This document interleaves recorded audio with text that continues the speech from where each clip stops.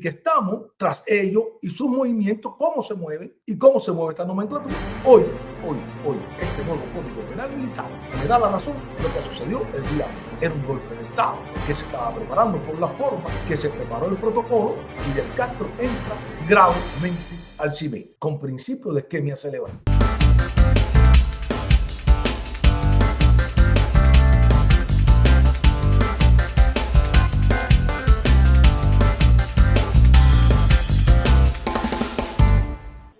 Cómo el 11J cambió el Código Penal Militar. Hay militares presos del día 11. Fíjense, lo que hemos dicho nosotros en este canal, un servidor, que tengo amigos adentro, que confían en esta persona. Y uno de los delitos, fíjense, uno de los delitos que aprueba este código, este nuevo Código Penal Militar, ¿cuál es? Comunicación con el extranjero. Y pasar información al extranjero, esto tendrá una pena de muerte o una pena de 30 años o cadena perpetua. Fíjense la preocupación de ellos. Ellos tienen que cambiar todo a partir del día 11 y aprobar nuevas leyes al Código Penal Militar, porque hay militares presos del día 11. O sea, hay que aprobar y hacer unas nuevas leyes al Código Penal Militar para prepararse ellos para que no les sorprenda lo que pasó con Ochoa y la causa 1 y la causa número 2 del Ministerio del Interior. Ellos tienen que estar preparados. Algunas además, ¿por qué? Porque ha subido el delito dentro del aparato militar. Fíjense, ¿desde cuándo yo vengo diciendo que hay delito en las Fuerzas Armadas y en el Ministerio del Interior? ¿Desde cuándo yo vengo diciendo que se han perdido armas? ¿Desde cuándo yo vengo diciendo las cosas que están pasando en ambas instituciones del MININ y de la FARC?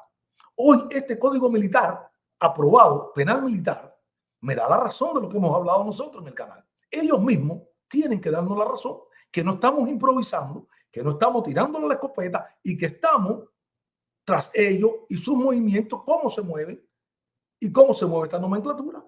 Hoy, este nuevo Código Penal Militar me da la razón lo que sucedió el día 11.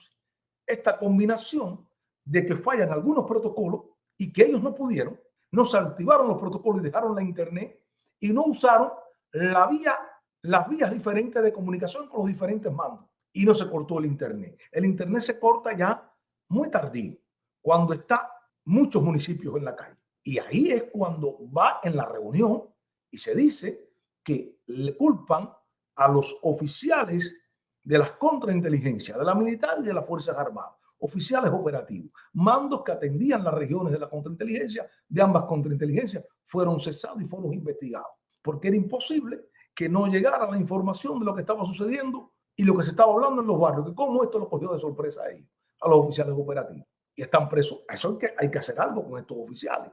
¿Qué hace? Hay que cambiar el Código Penal Militar para procesarlos y que queden bajo el nuevo Código Militar. Hay penas que desestimaron algunas y otras le bajaron los años, pero bajaron años, pero fortalecieron pasar información al extranjero, pasar información y en el estado de excepción. Lo que pasa el día 11 es un estado de excepción de la dictadura.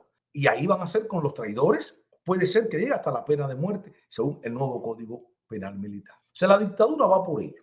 La dictadura va por ello, por los militares. Porque ahí está el talón de Aquiles de la dictadura. Ahí está y radica la preocupación de la dictadura cubana, que no se le puede ir de control lo que es el estamento militar. Por eso que el Ministerio del Interior, Raúl Castro toma la determinación y Fidel Castro toma la determinación que una vez que está lo de la causa 2, nombran, ya estaba el FURRI en el MININ, pero una vez que ya empieza, ya nombran al FURRI en el Ministerio del Interior. Y limpian el MININ, todas las direcciones del MININ, y las convierten ¿en qué? La convierten en una extensión más del MINFAR. Pero a mediados de los 80, Raúl Castro tenía penetrado el Ministerio del Interior cuando estaba Ramiro y también con Abrante, de viceministro y después de ministro el general Abrante. Oficiales de la contrainteligencia militar estaban penetrando el Ministerio del Interior. Una vez, el temor de los Castro después de todo esto era porque el MININ es un ejército paralelo al de las Fuerzas Armadas. ¿Y cómo tú dominas ese ejército? Bueno, hay que poner todos los mandos miembros de las Fuerzas Armadas y se hace una limpieza por dirección, por departamento y ocupan los mandos de las Fuerzas Armadas del Ministerio del Interior. Y comienza la protesta dentro del MININ. empezamos a protestar nosotros y en una de las cosas que se riega por los pasillos de todo el Ministerio del Interior, que ya Raúl quiso lo que quería, tomar el Minin, y que por qué Raúl no estaba en el juicio. Esto llega a los oídos de Raúl Castro.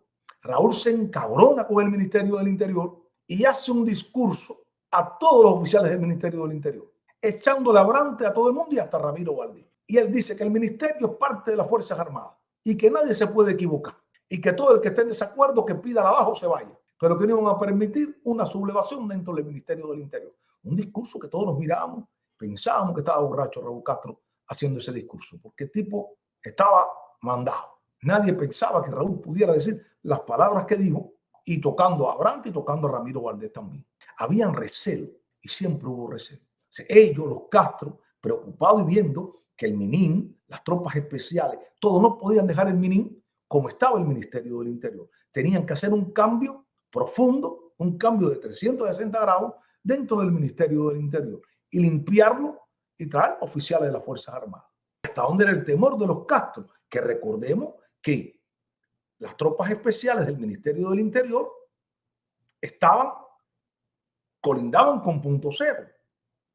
Y quien tenía acceso a tropas especiales, Patricio de la Guardia, Tony de la Guardia, el general Abrante. Eso era un equipo élite, leales a estos generales, porque los atendían muy bien. Y cerquita de la casa de Raúl, después de los estudios fílmicos del ICAI y del taller unido, se encontraba la casa del comando, el comando de tropas especiales. Y en una madrugada, en una operación secreta, la brigada de desembarco y ataque entra, irrumpe la unidad de tropas especiales y desarma al batallón que estaba de guardia, queda desarmado completo y es tomado por el general Fernández Gordín, es tomada las tropas especiales del Ministerio del Interior. Esa operación la dirigió con el jefe de la BDA de Baracoa, la dirige el general de división, el difunto Fernández Gordín, y desarma a todas las tropas especiales del país, de lo que era el Ministerio del Interior. A todas luces, más allá de la droga, era un golpe de Estado que se estaba preparando por la forma que se preparó el protocolo, de seguridad y que se preparó alrededor de la familia de Castro y de los principales dirigentes del país. Se blindó completamente, mucho más, se redobló la vigilancia a esta gente. Entonces, el país entra en eso y los Castro entran en esa crisis. Es la mayor crisis que los Castro han recibido. A partir de ahí, Fidel Castro y Raúl Castro se dan cuenta que tienen que hacer algo. ¿Con qué? Ir trabajando en la sucesión. Porque a raíz de Ochoa y a raíz de terminando el juicio de Abrante, Fidel Castro entra gravemente al CIME con principio de isquemia cerebral.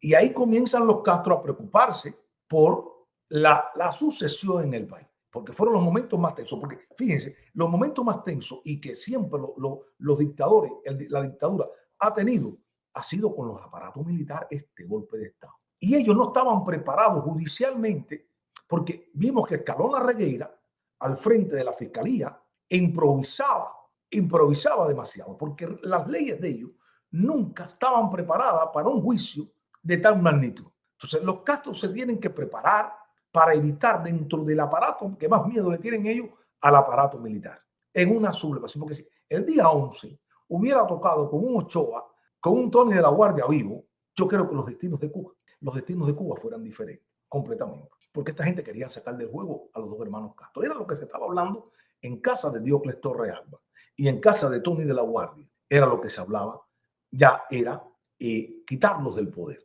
Ya ellos tenían una vigilancia. Cuando se empezaron a reunir, ya comenzó el sistema de contrainteligencia a vigilarlo permanentemente.